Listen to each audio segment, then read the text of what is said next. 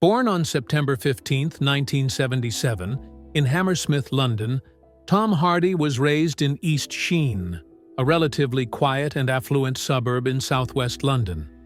His father, Edward "Chips" Hardy, was a novelist and comedy writer, while his mother, Anne, was an artist and painter. From the outside, it seemed like Tom had a stable, even privileged upbringing, surrounded by creativity and intellectual stimulation. But beneath the surface, Hardy's young life was turbulent. He would later describe himself as a difficult child, restless, rebellious, and deeply troubled. Even as a kid, Hardy had a defiant streak. He was expelled from boarding school and bounced between institutions. At the age of 13, he was already getting into trouble, dabbling in theft, and showing early signs of a personality that would clash hard with authority. Despite the academic opportunities afforded to him, including attending the prestigious Reeds School and later the Richmond Drama School, Hardy struggled to stay on a straight path. It wasn't long before Hardy's inner turmoil began to manifest in more destructive ways. By his late teens, he had become deeply involved in drug use and alcohol abuse. He's admitted publicly to struggling with addiction from a very young age. Cocaine, crack, and booze became constant companions. Hardy has said that he was willing to do anything to feed his habits, and it led him down some incredibly dark roads. His behavior during this time was erratic and often self-destructive. He was arrested multiple times and came dangerously close to throwing his life away entirely. In fact, many people who knew him back then believed he would either end up in prison or dead. Tom himself has confessed in interviews that he used to walk the streets looking for a fight or a fix, feeling completely detached from himself and from life. The irony is that while he had a flair for performance even then, his demons constantly sabotaged any chance he had of success. But there was something else underneath all that chaos, a yearning to express himself.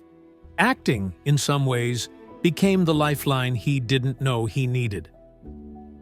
The first major turning point came in 1998, when Hardy won a televised modeling competition, The Big Breakfast's Find Me a Supermodel.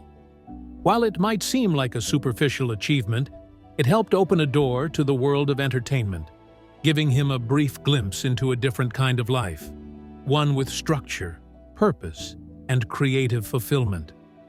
Later that same year, Hardy enrolled at the Drama Centre London, one of the most respected acting schools in the UK. The Drama Centre is known for its intense, method-based training, and it was here that Hardy began to channel his raw energy and emotion into something more productive: performance. It wasn't easy. Hardy was still fighting his inner battles, and his chaotic lifestyle didn't suddenly disappear. But for the first time, he found an outlet, a craft that could both challenge and ground him. One of Hardy's early mentors at the Drama Centre, Christopher Fetz, later said that Hardy was one of the most naturally gifted actors he had ever encountered, but also one of the most troubled. He had immense potential, but his personal life continued to spiral. It wasn't uncommon for Hardy to show up to class hungover or not at all. Still, when he did commit, the results were stunning. His performances were visceral, intense, and deeply emotional. He had a way of drawing the audience in, of making them feel every bit of pain and vulnerability he was carrying inside himself. During his time at the Drama Centre, Hardy began to attract attention from industry insiders, even though he hadn't yet landed a major role. There was something undeniably magnetic about him, both on and off the stage. He wasn't classically handsome in the traditional sense, and he didn't play by the rules, but that's exactly what made him stand out. He had presence, rawness, and an unpredictable energy that casting directors couldn't ignore. But just as his career was about to take off, Hardy's personal life nearly imploded.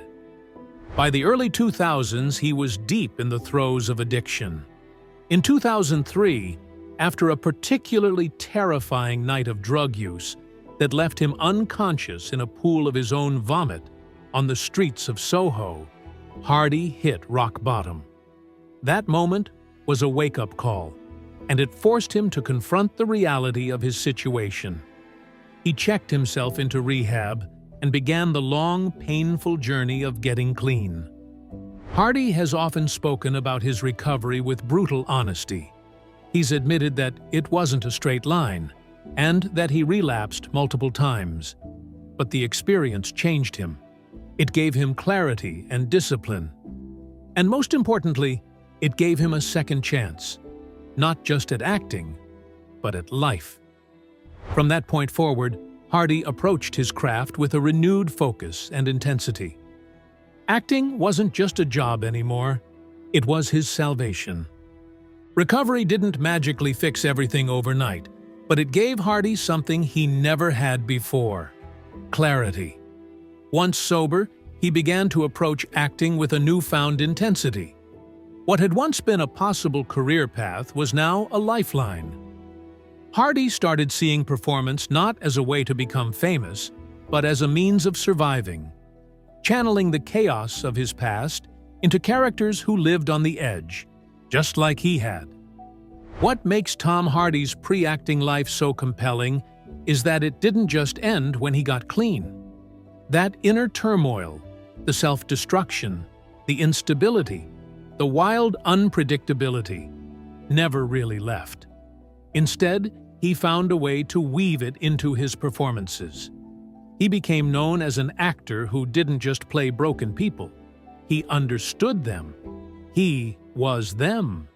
And long before he was working alongside directors like Christopher Nolan or sharing the screen with Leonardo DiCaprio, Hardy was building a reputation for being fearless, vulnerable, and utterly committed, even in auditions and stage performances that most people never saw.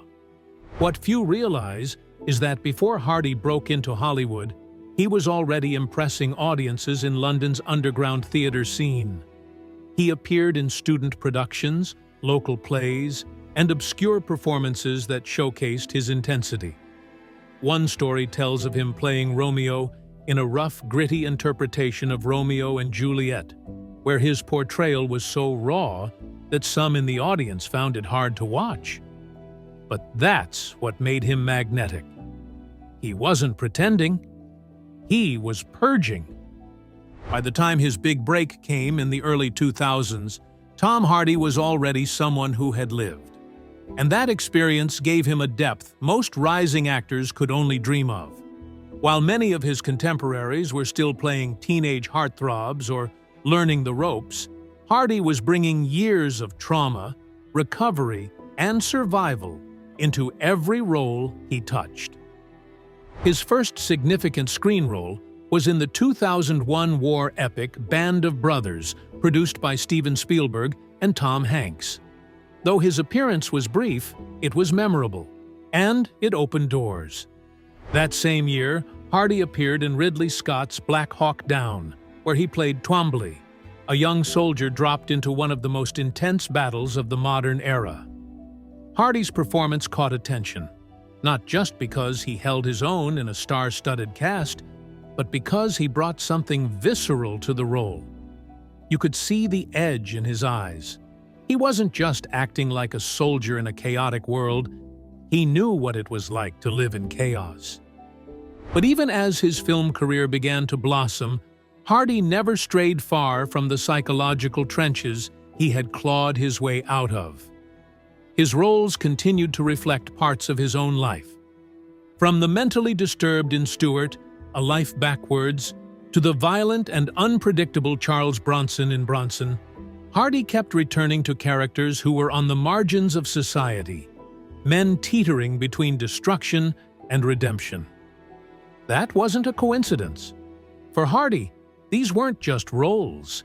They were echoes of who he had been, and audiences responded to that.